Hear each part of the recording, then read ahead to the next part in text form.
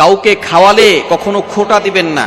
অনেকেই আছে যারা মানুষকে খাওয়ায় তারপরে আবার খোটা দেয়, যারা মানুষকে খাওয়ানোর পরে খোটা দেয়। নবীজি সাল্লাল্লাহু আলাইহি সাল্লাম তাদেরকে উদাহরণ দিয়েছে সেই কুকুরের মতো, যেই কুকুর বমি করার পরে আবার সেই বমি খেয়ে ফেলে।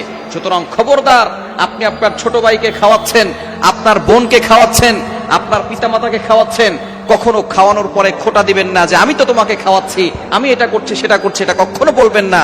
আল্লাহ তাআলা আপনাকে খাওয়ানোর সুযোগ করে দিয়েছেন, এই জন্য আপনি খাওয়াচ্ছেন, এজন্য আপনি আল্লাহর কাছে শুকরিয়া আদায় করুন। তাহলে আল্লাহ পাক রব্বুল আলামিন আপনাকে সবসময় দেওয়ার মতো হাতের ব্যবস্থা করবেন। মনে রাখবেন, নেওয়ার থেকে দেওয়ার হাত অনেক ভালো।